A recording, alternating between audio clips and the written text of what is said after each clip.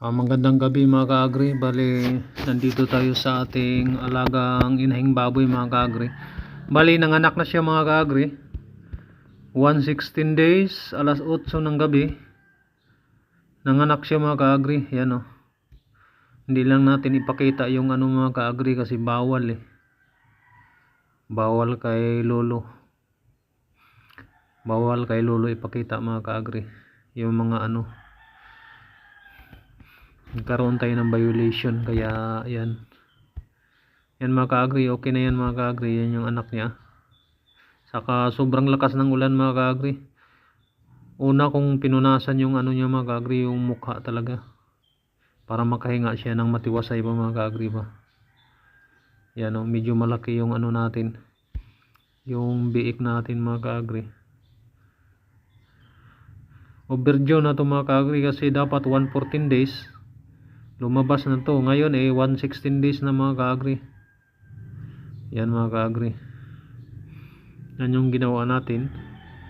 Ano to mga ka-agri, naputulan ko ng pusod. Tapos isabay ko na lang mga ka-agri pagputol ng buntot at saka yung ngipin. Pero hindi natin ipakita sa mga ka-agri sa ano mga ka-agri kasi bawal eh. Yan o, naputulan na natin yan mga ka-agri. Baka maano tayo, mayari tayo. Yan mga ka-agri. Yan yung ano natin, bagong silang na biik.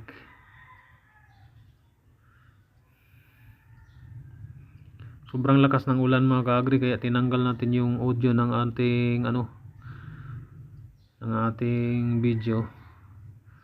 Tapos napakarumi ng ano natin. Okay lang yan mga ka-agri. Yan. Bawal ipakita. Yan mga ka-agri, nanganak yan siya mga ka-agri. May lalabas pa na isa dyan kaso hindi kan lang inano yung ano kamera. Kasi bawal nga. Nakatalikod lang mga ka-agri. Yan mga ka-agri. Ganun pa rin malakas ang ulan. Yan mga ka-agri oh. Pinakita ko. Pangatlo na yan mga ka-agri. Pangatlo yung ano na yun. Yan. Sana maraming lalabas na biik mga ka-agri. Yan. Isabay ko lang ang pagbutol ng kanilang buntot, pusod at saka ngipin para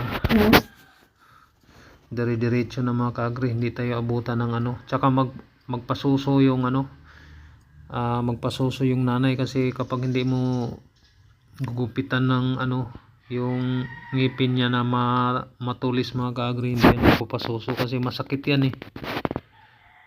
Meron kasing ano mga ka-agri, yung dalawa sa itaas, dalawa na ano sobrang matulis sa baba. Magkabilaan yan mga ka-agri, kailangan putulin talaga. Kaya yan ang ginagawa natin. Yan mga ka-agri. Nagantay pa rin tayo mga ka-agri sa ano, sa lalabas na biik.